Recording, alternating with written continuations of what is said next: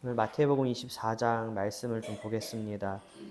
1절에서 2절의 말씀은 예루살렘의 멸망을 말씀하시면서 성전이 회파될 것을 말씀하고 계십니다. 3절의 말씀이 좀 중요하기 때문에 읽어보겠습니다. 예수께서 감람산 위에 앉으셨을 때에 제자들이 조용히 와서 이르되 우리에게 이르소서 어느 때에 이런 일이 있겠사오며 또 주의 임하심과 세상 끝에는 무슨 징조가 있사오리까.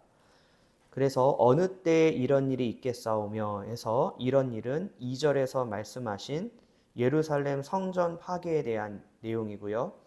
그리고 주의 임하심과 세상 끝에는 무슨 징조가 있사오리까는 주님이 다시 오시는 이 세상의 끝에 징조를 묻는 질문입니다. 그래서 이 마태복음 24장은 예루살렘의 멸망과 성전의 파괴에 대한 말씀과 주님이 다시 오시는 이 세상의 끝의 징조가 혼재되어 있어요. 그래서 어떤 것이 예루살렘의 멸망과 성전의 파괴에 대한 말씀이고 또 어떤 말씀이 주님이 다시 오시는 이 세상의 끝의 징조에 대한 말씀인지를 우리가 구분할 수 있어야 하기 때문에 오늘은 이 구분을 좀 해보도록 하겠습니다. 특별히 4절에서 13절은 예루살렘의 멸망의 때를 말씀하고 있어요. 그래서 이 4절에서 13절의 말씀을 주님이 다시 오신 이 세상의 끝의 징조로 해석을 해서는 안 된다라는 것입니다. 14절에 예루살렘의 멸망의 때가 아직 이 세상의 끝은 아니다라고 말씀을 하시는 거예요. 그래서 4절에서 13절이 예루살렘의 멸망의 때를 말씀을 하시면서 이 징조가 세상의 끝은 아니다. 내가 말한 것은 예루살렘 멸망을 이야기하는 것이지 이 세상의 끝의 징조를 이야기하고 있는 것은 아니다라는 것을 우리가 14절에서 분명하게 볼 수가 있다라는 것이죠. 15절에서 22절은 또 예루살렘의 멸망에 대한 말씀을 하고 있어요. 그러니까 이 15절에서 22절 역시 주님이 다시 오시는 이 세상의 끝의 징조로 이 말씀을 봐서는 안 되겠죠. 23절에서 33절은 세상 종말에 주님이 다시 오실 때를 말씀하고 있어요. 그 중에서 29절에 보면은 그날 환난 후에 라고 했을 때 이 환난은 예루살렘의 멸망을 말하는 거예요. 그 예루살렘의 멸망 있고 나서 그 다음에 이제 세상의 끝날의 징조에 대해서 말씀을 하시는 거겠죠. 그래서 그 말씀은 또 보면은 해와 달과 별의 이야기가 아닌 거예요. 이거는 예언적인 용어로서 하나님이 주신 세상의 권능들이 흔들리고 약해지는 것을 말하는 거예요. 실제로 해와 달과 별들이 흔들린다 또한 자연적인 어떤 현상의 내용이 아니라 해와 달과 별들이 이것은 세상의 권세자들, 세상의 권능들을 이야기하는데 이 권능들이 흔들리고 약해진다. 이거는 주님이 다시 오시는 이 세상 끝에 하나의 징조가 될 수 있겠죠. 그리고 30절에서 33절은 주님이 다시 오시는 세상의 종말의 때에 일어나는 일들을 말씀을 하고 있다라는 것이고요.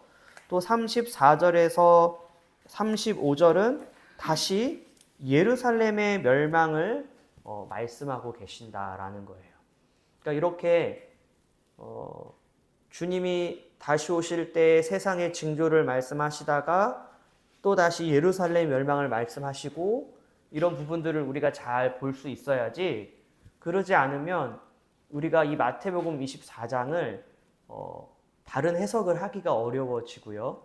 이것들이 또 세상의 징조, 주님이 다시 오실 때의 세상의 징조를 우리가 좀 왜곡해서 해석할 수 있는 부분들이 있기 때문에 이거를 예루살렘의 멸망, 성전의 파괴에 대한 어떠한 말씀과 우리가 구분해서 봐야 된다라는 것이고요. 또 36절에서 51절은 주님이 다시 오시는 재림의 때일을 자세하게 설명을 하고 있습니다. 이 말씀에서 주님은 AD 70년에 예루살렘이 멸망할 때와 주님이 다시 오시는 재림의 때를 비교해서 설명해 주심으로 주의 제자들이 속지 않고 시대를 잘 분별할 수 있도록 가르쳐 주고 계신 것이죠. 무슨 말입니까?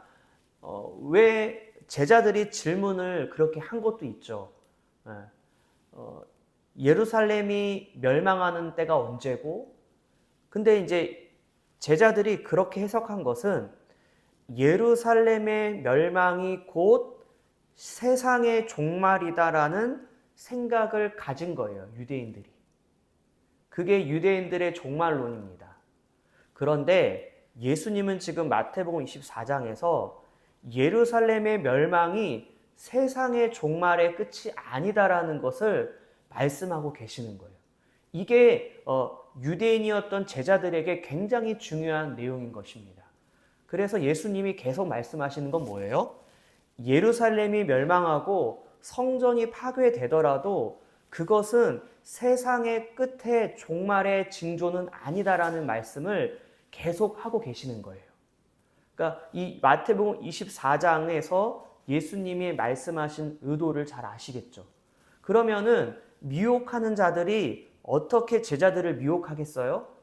예루살렘이 멸망하고 성전이 파괴되는 것을 통해서 미혹의 영들이 세상의 종말의 끝이다, 그렇게 제자들을 미혹할 수 있을 거기 때문에 예수님은 그 미혹을 당하지 않도록 하기 위해서 예루살렘의 멸망과 세상의 종말의 끝에 주님이 다시 오시는 그 종말의 때의 징조를 구분해서 지금 마태복음 24장에서 말씀을 하고 계시는 거예요. 그래서 주의 제자들이 속지 않고 시대를 잘 분별할 수 있도록 가르치시는 내용이 마태복음 24장의 내용이다라는 것입니다. 또 13절에 끝까지 견디는 자는 구원을 얻으리라 해서 이 끝은 문맥에서 볼 때 8절에서 시작된 재난의 끝이다.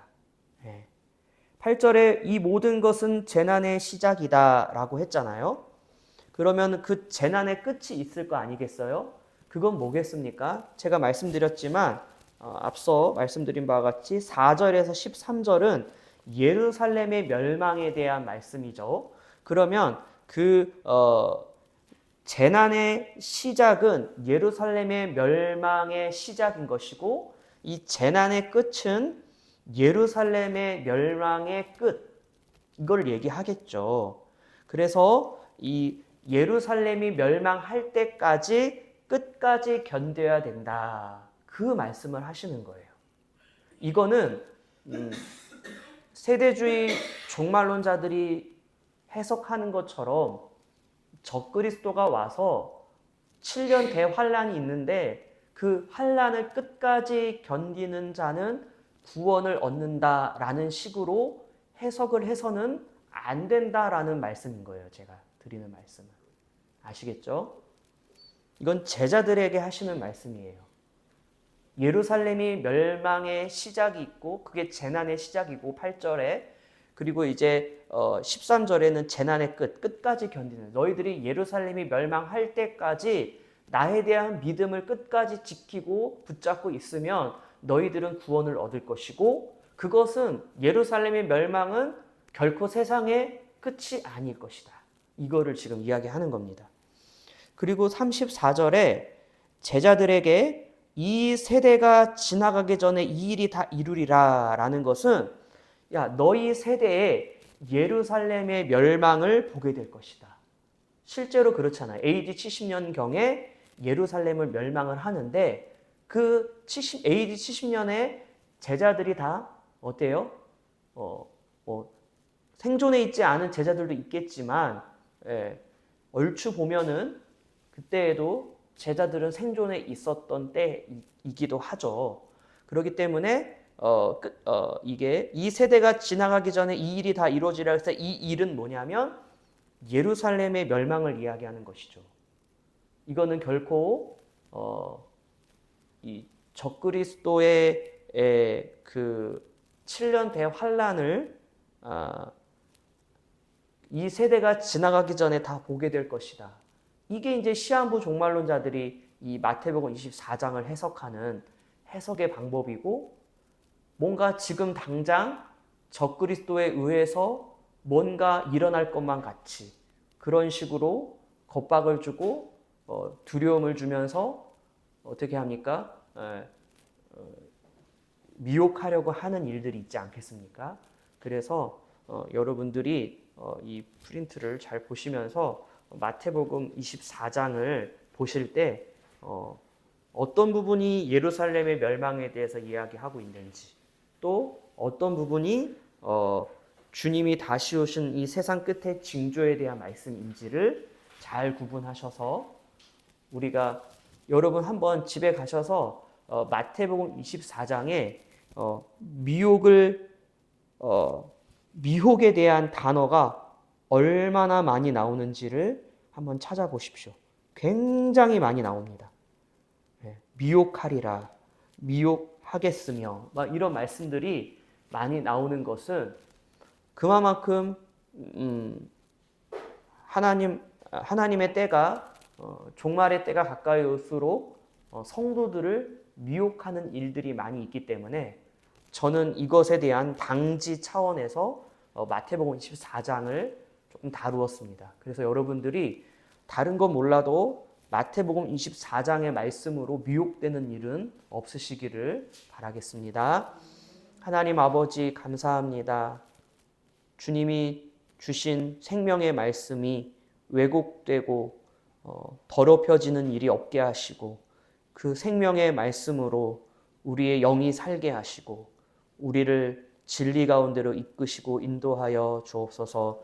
감사드리며 예수님의 이름으로 기도합나이다. 아멘.